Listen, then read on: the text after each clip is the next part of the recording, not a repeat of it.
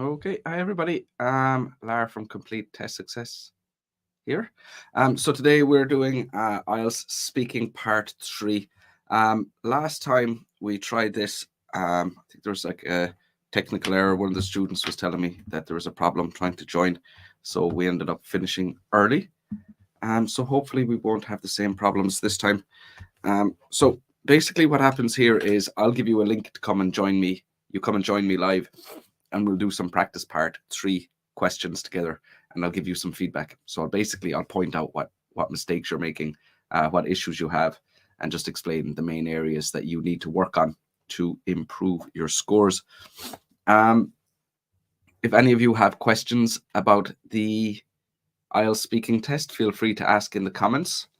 And for those of you who don't join me live, you'll still get to see the students' performance and the way that I'm analyzing their speaking.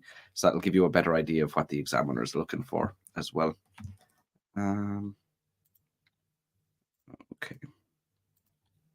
So let me share this link with you in the comment.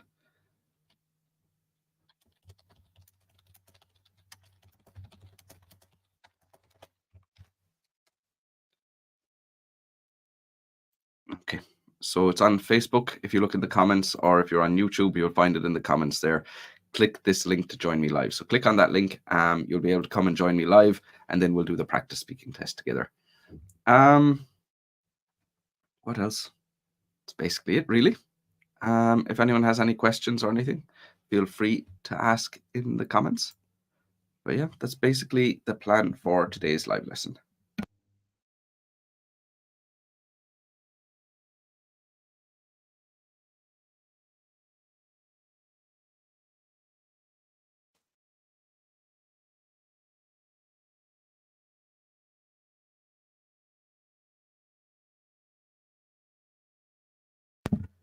Okay, so I have a question here. Does asking repeated questions decrease our score? No. So what this student is referring to is if you are in the IELTS test and you don't understand the question, you can ask the examiner to repeat, or you can ask the examiner to explain a phrase in the question, and that's absolutely fine. Absolutely. If you need to ask, you should ask. So what will bring down your score is if your answer isn't responding to the question. So if your answer is irrelevant, that will bring down your score. So by not asking, you actually bring down your score, and there's no penalty for asking. So if you have to ask 10 times, just ask 10 times. Yeah, so there is no penalty for asking. There's no part of the test that's most valuable. It's just divided into fluency, vocab, grammar, and pronunciation, and it's based on the full test. Hi, Lewis. Because during the speaking test, I asked repeated questions, but my examiner didn't repeat. Maybe, I don't know, did you ask them to repeat every question? Maybe they thought you were just doing it for no reason. I don't know. Did you ask them to repeat every question? It's unlikely that you would need to do that. So yeah, maybe the examiner thought that you were just having a joke or something. I don't know. But yeah, you can ask to repeat questions as many times as you need to, but I wouldn't recommend doing it for every question. Just wait until you really need to. Hi, Till. Good to see you here. Abdel Khalil, welcome to the lesson. How can I use need and must in present perfect?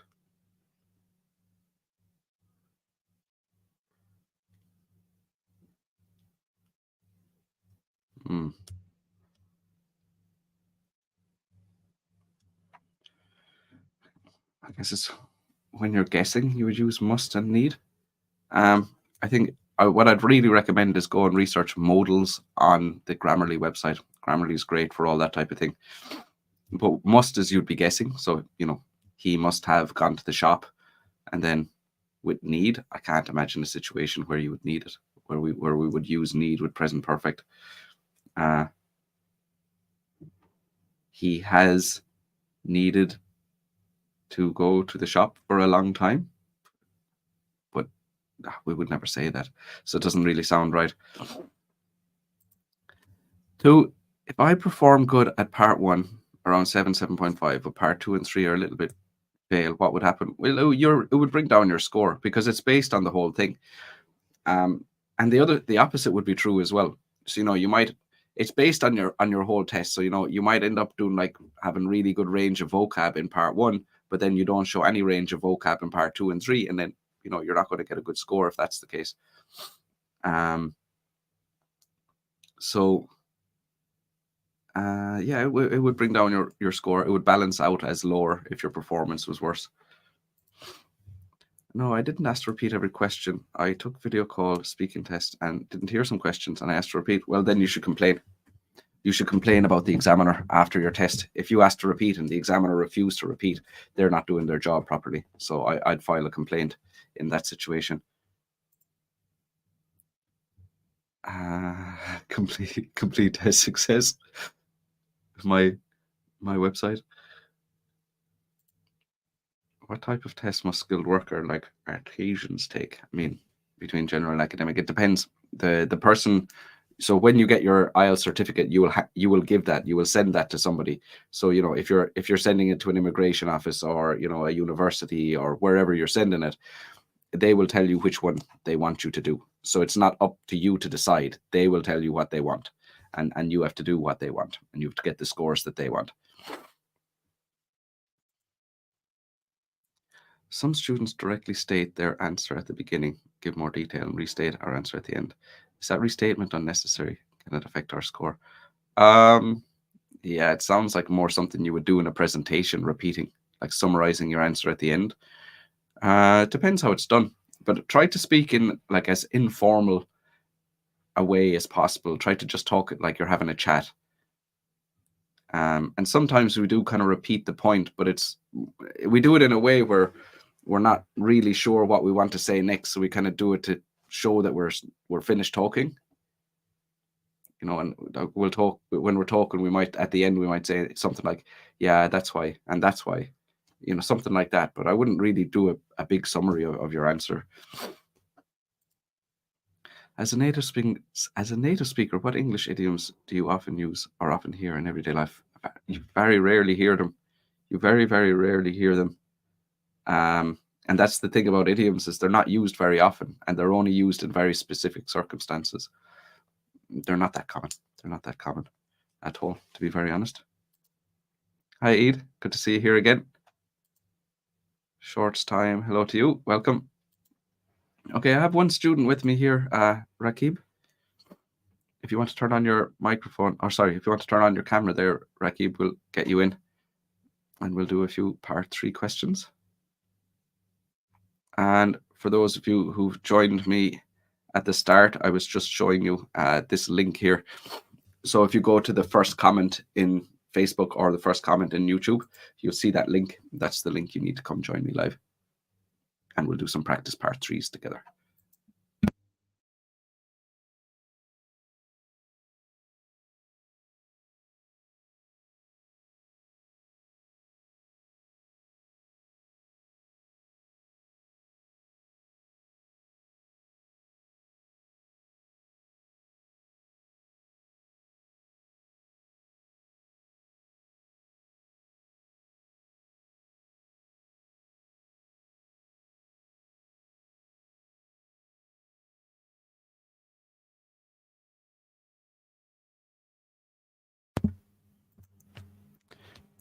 Does speaking in a writing style using some formal words or phrases affect our score? No.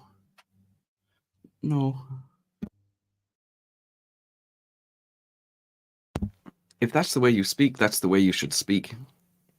I mean, in particular, there are, people from certain countries where the type of English that they learn at school is kind of like an archaic, very formal version of English. And when they speak, they always speak in that very formal way. And that's the way they should speak in the test. So speak whatever way you normally speak. If you're trying to change your style or change the types of words you use, or you're trying to think about like how to improve your grammar, or if you're thinking about different things besides what you want to say, you're making things too complicated. So yeah, if you normally use those words, just use them. Whatever words you use naturally, just use them. It's no problem. Um, but don't try to use words you wouldn't normally use, is my advice. Because generally what happens, and this happens to a lot of students, is they will learn special words that they want to use in the IELTS test. And that's not how you study for IELTS speaking.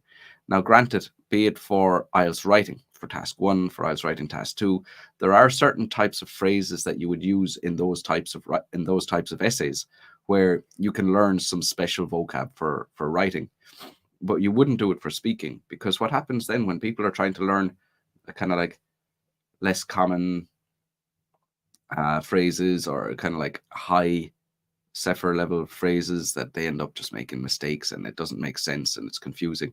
So you end up bringing down your score. If you're trying to sound good, it doesn't work. You should just try to sound clear. Like, how can I clearly communicate with this person in front of me?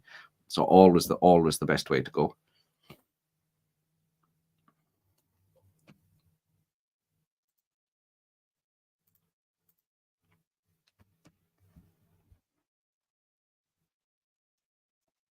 Okay, so I'm still waiting on some of you guys to come and join me. The same thing happened last time. Last time we tried to do a speaking live stream.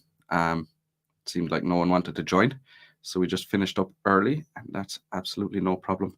We can do the same thing today. If none of you guys are in the mood to get feedback or participate. Some people read more than they watch TV or videos and use phrases that are more common in written English. Yeah, absolutely. That's completely normal, and that's not just for someone who's learning the language. That's for people whose first language is English. I have some friends who are really, really avid readers, and like they'll read a few books every month, and they've been doing it since they were children. And yeah, the way they speak is different. Absolutely. That's fairly standard. That's a fairly normal situation for sure. Can I use slang words, sir, during speaking? Yeah, definitely. And to be honest, slang is great for your vocab score. But only if you're using it correctly, of course. If you're using slang but you're using it incorrectly, it's not doing you any favors. But if your level of English is high enough that you can use slang and you can use it correctly, that's a really good indication that you have a good level of vocab. So absolutely, yeah, yeah. If you can do, but don't force yourself to do it. Like, can you do it naturally? Can you do it without making mistakes? Is it the type of vocab you would normally use?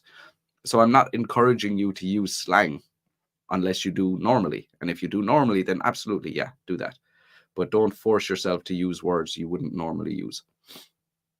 And the thing as well is, like, slang is very high level vocab. So you kind of need to learn all the basics before you're going to start learning slang. So if you don't have a good foundation, if you don't have the basics already, then, trying to learn all these slang phrases that are higher level, it's not really suitable. It's not really suitable until you're at that level where you're ready to use them.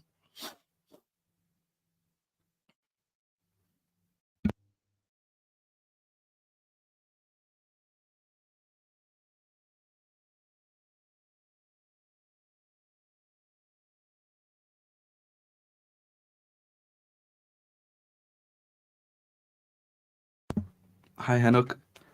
When a student's speaking cue card, and if he or she stop, then 2 minutes, lose some marks.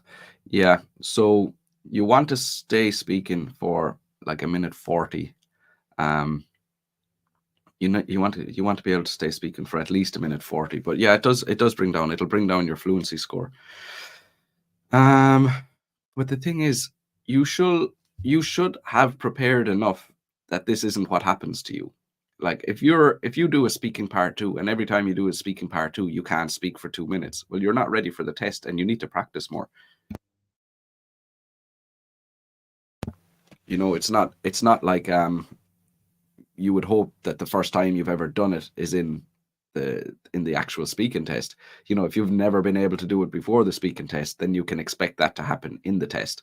And in fact, you'll be more stressed in the test than you are, when you're practicing and studying at home. So we would expect it to be harder, more difficult in the test. I'd recommend, if you take 1 minute to prepare, see, can you speak for 3 minutes? Can you speak for 4 minutes? And what happens to a lot of students like on the speaking, now I'll see if I can open one for you here.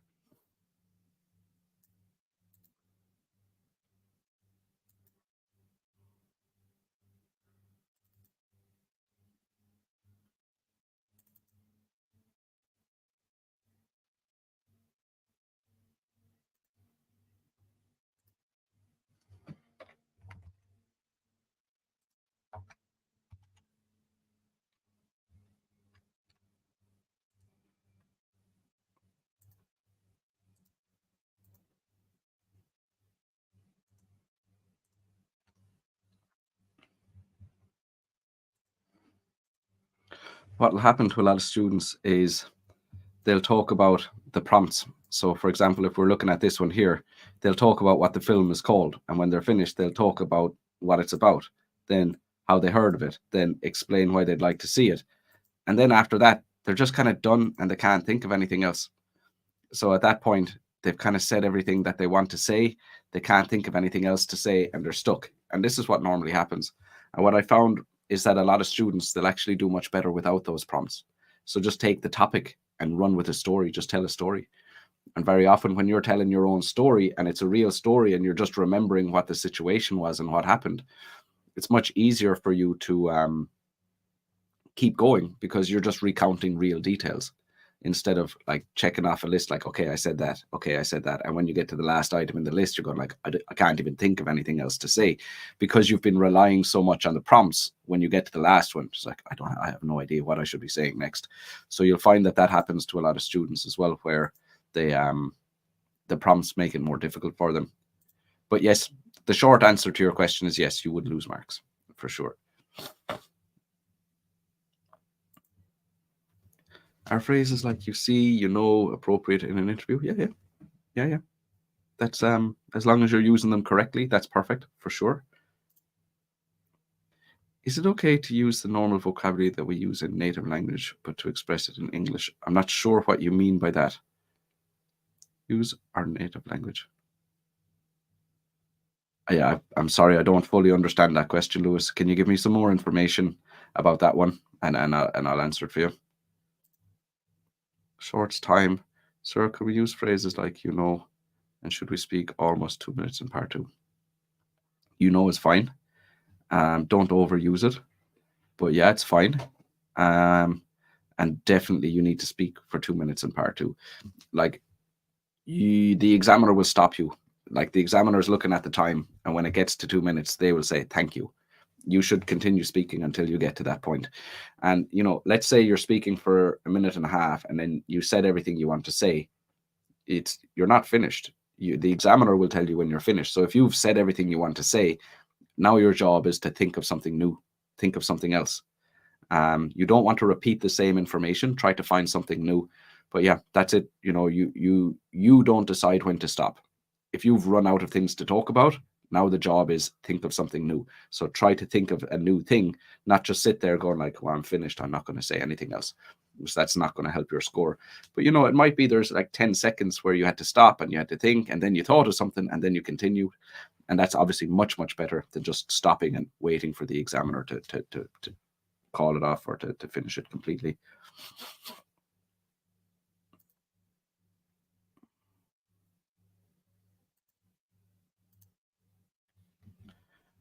What should I write on paper in 1 minute before part two begins? I would say like whatever's going to be helpful for you. Some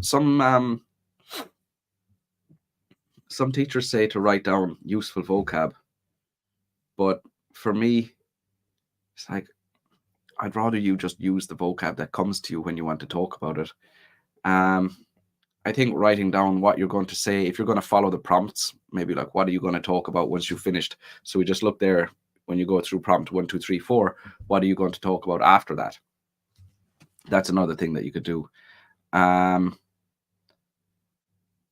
like some people, like if you're writing down the name of the movie, and they'll write down some candidates will write down the name of the movie that they're going to talk about. But I don't really see the benefit to that. Like, why are you writing it down? Are you afraid that you're going to forget in 2 minutes? Or sorry, you're going to forget in 1 minute before you start speaking. It's very unlikely you're going to forget what movie you wanted to talk about. So just try to write down something that will really help you And if writing, it might be that nothing is helping you. You might feel that there's actually nothing, that the time is better to just think about what you want to say. That helps some people too. Okay, I have a student here, Hassam. So we'll get Hassam in here. We'll do a practice test, and then I'll have some feedback from. Hi, Hassam. Hi, Lar. How are you? Doing good. Nice to meet you. Nice to meet you too. Where are you from, Hassam? I'm from Egypt. From Egypt. Very nice. And what score do you need in the speaking test? I would like to have 7. Okay. Okay, so I'm going to ask you a few part 3 questions, and then I'll have some advice for you. And mainly, I'll point out the biggest problems that you have. Okay? Okay. All right. So I'm going to ask you some questions about society. What are the biggest social problems in your country? The biggest social, I guess people tend to follow the trends without thinking if it is reliable for them to do this stuff, or is it good impression about their culture if they do the same like the other people do. So Is there a particular trend that you're thinking of when you talk about that? yeah, I can remember one of the trends that to go viral about the two couple try to convince the audience that they get divorced and then they get married again. So in order to get more like views or likes or interaction with the videos, yeah, this goes viral, and it doesn't give good impression about our culture because this doesn't happen usually in our country. And what are the most common major crimes in your country? Major crime, I would say,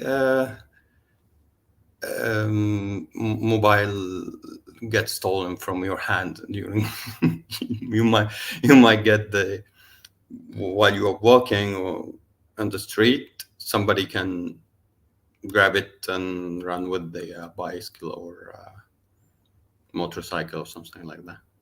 That's happened a lot. And what are the government doing to take care of this problem? They created one sector in the police that is called communication department. When you go there and give them the details about your device, they can locate it through the service providers, and they probably get the thief at this point. Yeah. Do you think all criminals should go to prison? Well, it depends.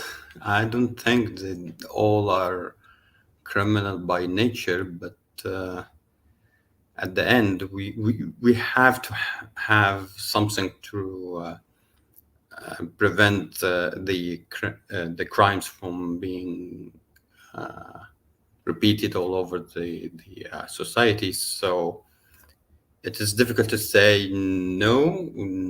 I don't say I don't think that all criminals should be punished, but yes, a certain kind of punishment should be there in order to avoid crimes in the future. Thank you. Okay, so I think the main issue. So when we compare your fluency, vocab, grammar, and pronunciation, the main one would be your fluency at the moment, where it seems like you're just it's hard for you to find the words that you want, or it's hard for you to find the ideas that you want to talk about. Would that be Do you think that's your normal level, or is it, the exam situation, or, being online that's kind of making you a bit more nervous? Yeah, I guess I'm a little bit nervous, Yeah. but I will But consider this anyway.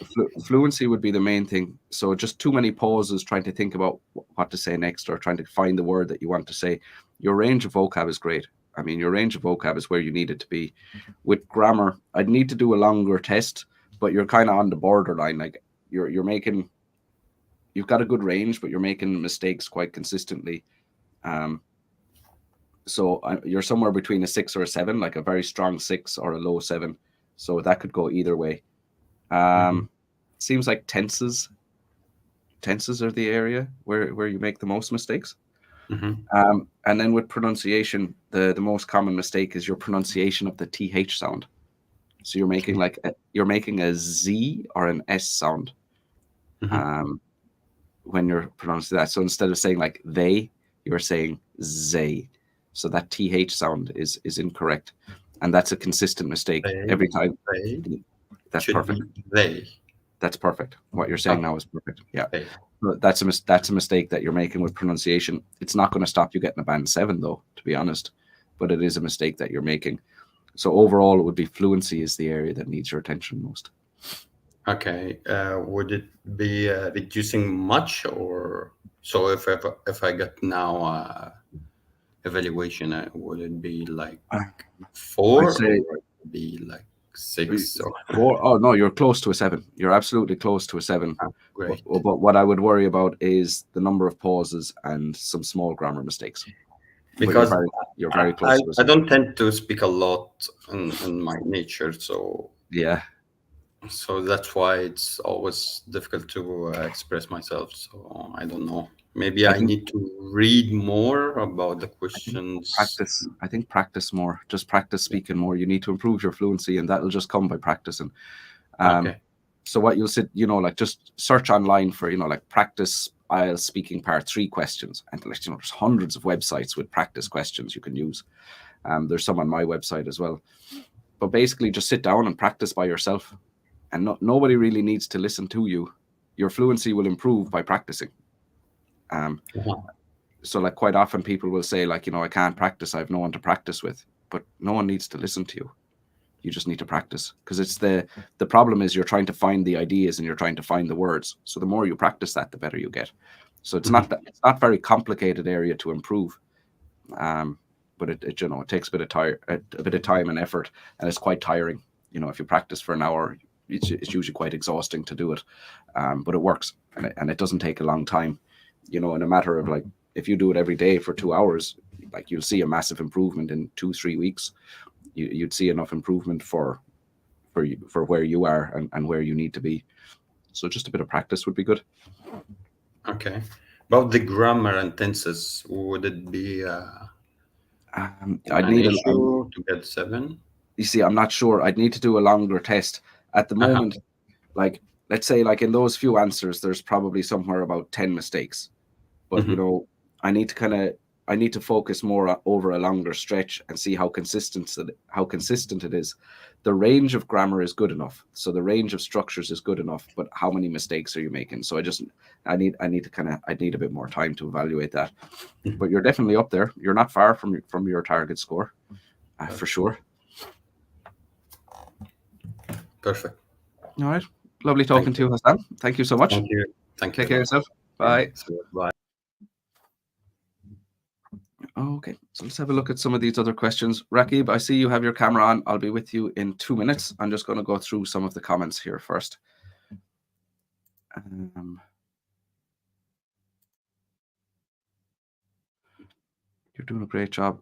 Thank you. Thanks very much, Charles. Thank you, Charles. How can we achieve band 8 or 9 in speaking? Well, basically, speak English at the same level as your own language.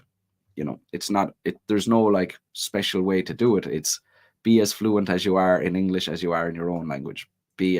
Have as wide a range of vocab in English as you have in your own language. So it's about being completely like 100% fluent in the language. Um, there's no real tricks involved. It's just about really improving to that level. We use a range of words in our native language for everyday conversation. It's usually enough to use this range of words in English. Yeah, yeah, definitely. But the thing is, then it'll depend on what topic you're discussing. So, like, you have a range of, like, when you're in work, you're using the same words all the time because you're talking about the same tasks, and like, obviously, whatever field you work in, you'll be talking about that. So, the specific language you have to talk about work, that type of stuff, you're obviously going to have a good range there. But maybe you have no interest in sport. So when you try to talk about sport, you don't have that vocab. Um, or maybe when you go to talk about, climate or the environment or social problems or whatever, there will be areas where you don't have that vocab because you're not interested in it. You never read about it. You haven't learned about it. So that kind of comes to light. And that higher level language is what gets you the higher scores. So do you have the specific language you need to talk about every topic that comes up in your speaking test? And that's what makes the difference. And of course, there's sometimes you'll be unlucky, you'll get a topic that you're terrible with, and there'll be times that you're lucky, you get a topic that you're good with. So there is that small element of um, being lucky or unlucky with the topics. But in general, if you're good enough to discuss every topic, you're not going to have a problem. um, so yeah, it's that topic specific language, but there is that basic language that you use for every topic. And of course, that's going to apply to every question you get. The best tutor of IELTS I've ever met. Thank you so much. Getting some nice compliments here today. Hamadi, I'm ready. Okay. Uh,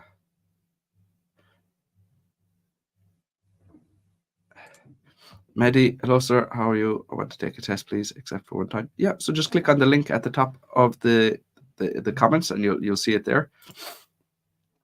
To join, click the link at the top. Yeah, Abdul. So go to the first comment in the video, and you'll find it there. Hamadi, perfect. Yep. Hi, Hala. Okay. I don't memorize answers, but going through good speakers' responses will help me to use high-level colloquial language is a good strategy. If you learn the language, yeah, but are you going to write it down in a notebook? Are you going to research it? Are you going to review it? Are you going to memorize it? If the answer is yes, then yes. And if the answer is no, then no, unfortunately. Okay, I have two students called Rakib. There's one student was here earlier, so we'll get you in first. Hi, Rakib. Hello, How are you? I'm doing great. What about you? Doing good, thanks. Where are you from, Rakib? I'm from Bangladesh. Very good. And what score do you need in IELTS speaking? My desired score is 6.5. Okay. Right. So I'll ask you a few questions here. Okay. I'm going to ask you some questions about tourist destinations.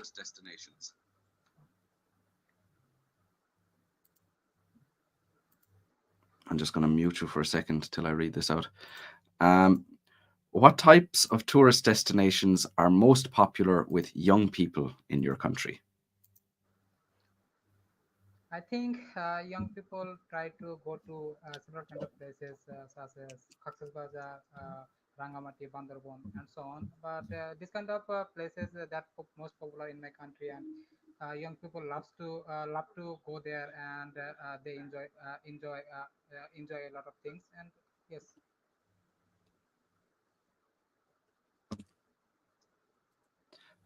Do people in your country visit the same tourist? Second. sorry. Do people in your country visit the same tourist destinations now as they did in the past? To be honest, yes, because of at this moment people love to visit in my country, and also they try to go to new place and explore a lot of things, and rather than past, because of in the past time people just visited some places, but at this moment in my country there are a plenty of places that people usually visit, and if I talk about Cox's Bazar, Cox's Bazar has a lot of natural things like sea beach and so on. And yes,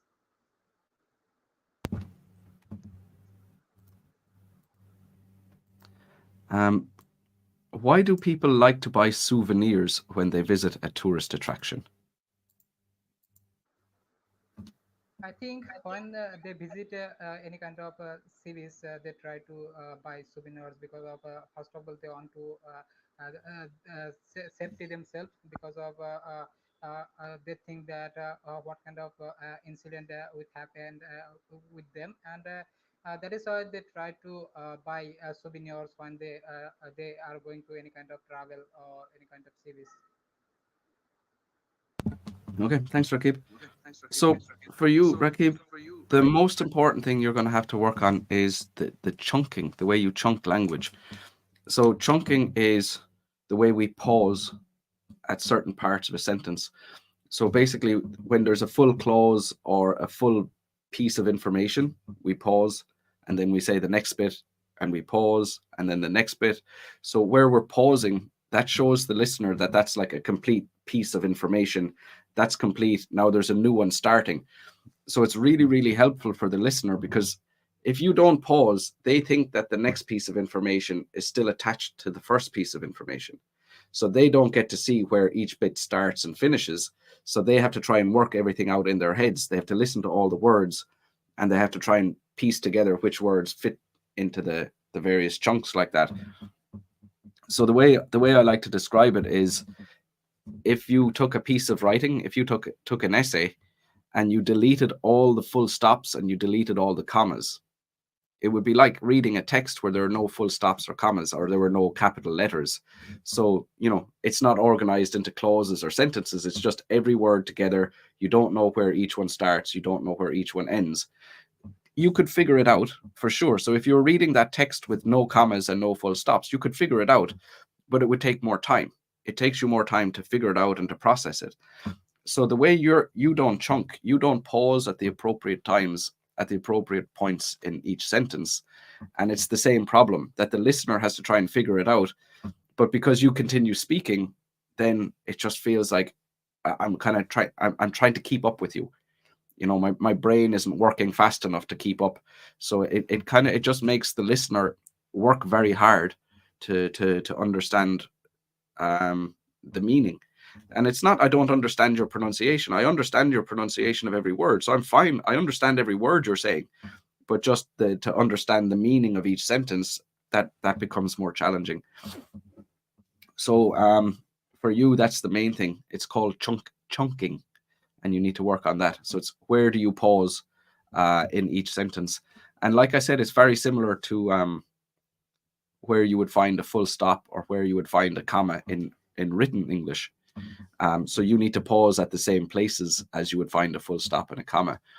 So I have another student, and how we worked through this was I got her to read texts, like read newspapers, but read them out loud and force herself to pause at those points.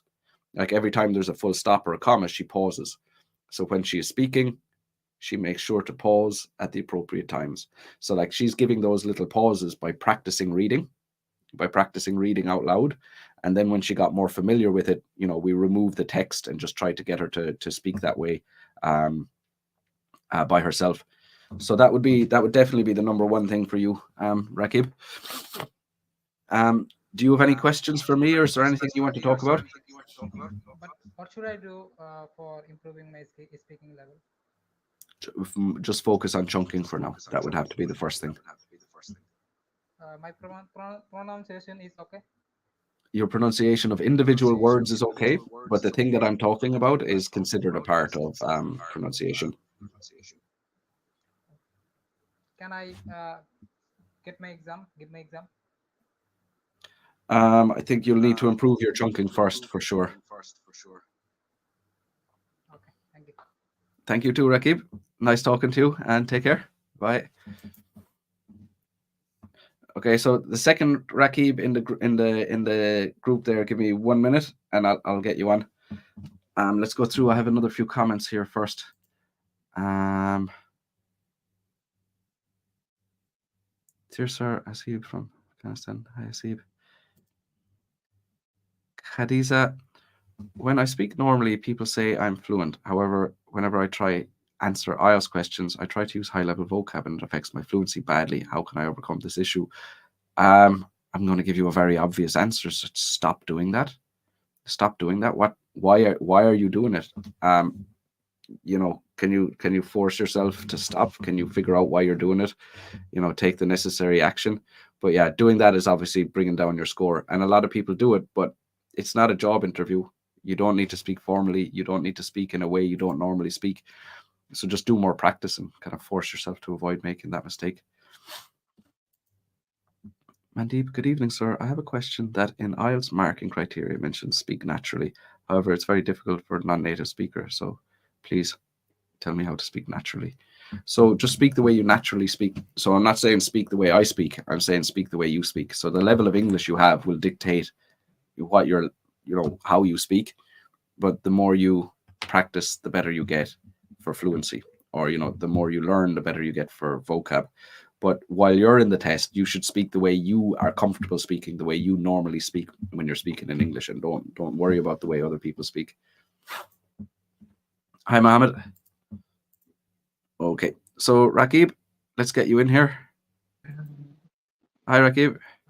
Hello, sir. How are you? Good, thanks. So, are you in the same room as Hazibul?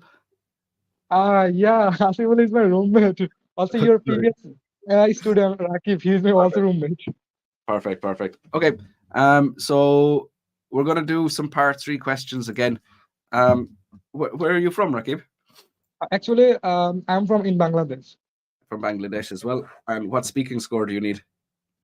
Approximately 7. Okay, so let me ask you some part 3 questions here. Yes, sir. I'm going to ask you some questions about families going on holidays. Do families in your country normally go on holidays somewhere the children will enjoy or somewhere the parents will enjoy? I think both of them enjoy. Because I think when I go someplace with children, like a whole family, and that time they enjoy a lot and they spend a quality time. If I see when they spend in indoors or like home, that time they feel just exhausted or they cannot get much more time that they spend with another place. When they get vacation, they try to go like a historical place and any kind of place. I think it would be good for them. Is it common for parents to go on holidays without their children? Um, no, I think it's also in a blue moon cause when children keep in house and they will go far away in Cox's Sylhet, and abroad. I think it will be not a good for children and parent. Cause I think their bond will be a break. I think it's not a good.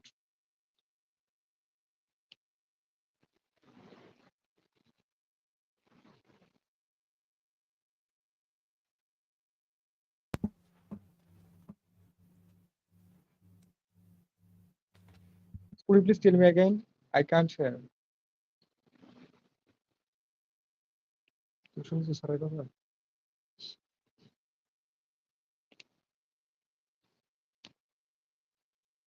Sorry, sir, I couldn't hear.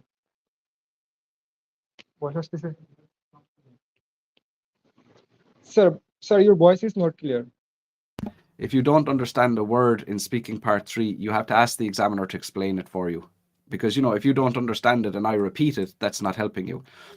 So just say specifically, like, which word do you not understand? Okay, so I'll read it again. Do teenagers in your country enjoy going on family holidays? Yeah, of course, I think it's not only teenager, but also every kinds of people when they spend with their family, and if they will go like someplace, they will enjoy a lot. Because I think is a family is most important for us when we spend like a travel or anything like that. I think yeah. Okay, so for you at the moment, Rakib, your main problems are grammar with basic sentence structures. So sometimes you're missing the subject, sometimes you're missing the verb, sometimes you're missing the article. So the different pieces of a sentence that belong together, you're not very capable with that. you're very capable of communicating, so you can communicate with me. But when it comes to the IELTS test, you need to have that grammar needs to be appropriate, needs to be accurate. So sentence structures, basic sentence structures would be the first one. And then there are some mistakes, like you pronounce the V sound, like the word very, you pronounce as a B. So instead of saying very, you're saying berry. So you're pronouncing that wrong. And then some sounds like the CH sound, like chair, and some of the kind of more complex sounds like that, you're pronouncing incorrectly as well. So for you at the moment, it's pronunciation of individual sounds. Some sounds you pronounce incorrectly, and basic sentence structures. Those would be the two main ones for you to focus on. Do you have any questions about that, or is there anything you want to talk about? Actually not. At this moment, what should I do just for improving? Study grammar definitely would be the start, but then work on those individual sounds. So there are probably some sounds in English that don't exist in your own language. Like, do you have the V sound in your language, the V, like very? Does that sound exist in your language? Yeah, okay, sir. Actually, my exam is 16th December. So at this moment, how much score will I get? You would be My situation, you would be quite a bit lower than a 7 at the moment. You would be quite a bit lower than a 7. approximately 6 or Yeah, something. yeah, maybe 6, maybe a bit lower. But with the grammar, regardless of how much time you have, that grammar is the main thing that you need to work on. So just do the best you can with the time you have. Focus on grammar structures, basic grammar structures. That's definitely the best thing for you to do. Okay, nice talking to you, Rakib. Okay, sir. Take care of yourself. Bye. Okay, I'm just gonna do one more speaking test. I'm gonna do a speaking test with Hasibul, and then we'll finish up here for today. I have to go and collect my daughter from school. Lewis, can using translators help, or is it dangerous because it makes you dependent? Translators aren't great. The better your English gets, the less helpful translators are, because sometimes words don't have the exact same meaning, or they're not used in the same way, or translators will give you a word that's really old-fashioned and isn't used in English anymore. So when you start studying English at first, translators are great because all the words are translating directly. Like, the word for pen in your language, there's probably only one word, and it's not going to be confused with something else. So translators are okay when you first start, but the better your English gets, the less you should be relying on them.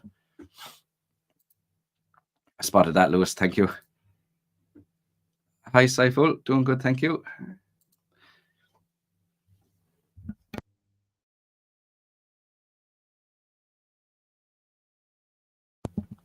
Mohammed, no, we wouldn't normally say that. I hail from. That would be more something like maybe like if somebody was introducing a speaker at an event, maybe something like that, but not under normal circumstances. That's not normal English, and normal English is the best. Use the words that people normally use. That's the language you want to use too. From Bangladesh, very good. Watching from London, lovely. Good to have you here, Mohammed. Okay, so like I said, Hasibul is going to be the last one. Abdul, I'm not going to have time to go with you today. We're going to have to finish up after Hasibul. Okay, Hasibul, let's get you in here. Yes, sir, I'm here. So how are you? doing? Good, thank you. Yeah, I'm great, sir. Yeah. Obviously from Bangladesh as well. Yes, sir, I'm as well from Bangladesh. What score are you looking for in the speaking test? I'm aiming for like a 6.5 or 7 or more than if I get. Okay, better is always better. Okay, so again, we'll be focusing on some part 3 questions, and Yes, sir. this time I'm asking you about restaurants. Okay, sir. Why do children prefer going to fast food restaurants rather than other types of restaurants? I think nowadays children are more inclined with junk food because of they like eating pizza or burger as opposed to healthy meals like vegetables or vegetables. I think that's the reason. And also they love visiting some expensive restaurants. They can take out some pictures and they can post on their Instagram or Facebook account. I think, yeah, and these are the main reason, I think so.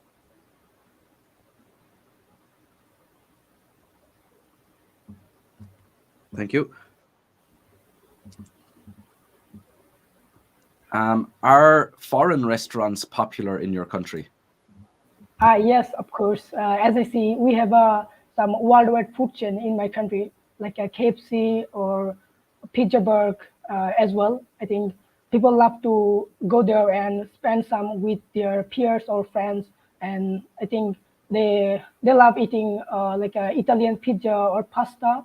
I think as well as they like some hamburger because of I think it's popular in my country and also all over the world as well. I think yeah, we have some food worldwide food chain in my country. They people love to go there. And are people in your country concerned about the quality of the service when they go to eat in a restaurant? I think everyone wants like uh, some good behavior from their from waiters or waitress because of if we have a good manner or good communication skills with waiter or waitress, I think people more people will be more willing to go or visit the restaurants or cafe because of your behaviors. And if you don't have a good value of products or it's not a taste good, people will be willing to meet with you and they love to visit your place. And I think it will be increase your revenue year to year or month to month. I think it's quite important having a good communication or behavior with customers. Nice. Okay, I think you have a good shot at getting your score. You're very fluent. You're very comfortable speaking in English. There's a lot of range. You kind of have the words you need. You make some collocation mistakes. So you're saying take out some pictures instead of take some pictures. So you take a picture. So the collocation there was wrong. You spend some, but didn't say what they were spending. You know, spend some time or spend some money or whatever you wanted to say. So that missing word. But the range is good. Just a few collocation mistakes. You're clear. You're easy to understand. When it comes to grammar, your most common mistakes are with plurals. You make plural mistakes quite a bit. So I didn't get it. What did you say? Can you repeat that? The plurals is your most common grammar mistakes with plurals. Yeah. Like yes, got it. Like so you're saying like two dog when you should be saying two dogs. You know, you need to put that S sound on the end. But overall, no, very good performance. You're definitely close to the score that you need. Sir, what will I expect from my IELTS score? Because I have a IELTS exam, a speaking exam on 10th December. You're close to your score. You'll be somewhere around a 6 or a 6.5. You'll be somewhere around a 6 or 6.5. I would say you're very competent, but it's hard for me to tell exactly in such a short period of time. But you're definitely up there. You're definitely up to close to the score that you need. So my fluency or pronunciation is okay. I can understand you very clearly. Your fluency, you don't hesitate or pause much. Yeah, definitely. Yeah. So just focus on plurals, I think, would be the main area for you to work on, because you can make some improvements in that area, you know, over the space of 5 days. But you know, with the collocations and that's a bigger job, so I wouldn't worry about that if I were you. Okay. All over everything was okay. Absolutely. Yeah, definitely. Okay. Thank you very much. Take care of yourself. Bye. Okay, so like I said, we're going to finish there. I have one last question that I'm going to answer here from Eid.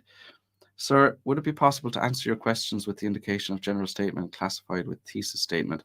Thus, I request humbly to give it an opportunity that I express my ability to run the test. I don't really know. I think just answer the question directly. I'm not sure what you mean by a general statement and a thesis statement, but it sounds like you're kind of talking about the way we would write an essay. But you don't need a thesis statement. You just give your main idea. Say what your main idea is, and then talk about it. You know, that's it. Just focus on one idea and try to develop that. Okay, guys, that's everything for today. I'll have another live stream next week. Check out the link in the video description for my free live feedback lessons on Zoom. And yeah, that's it for today. Take care of yourselves. Thanks for joining. And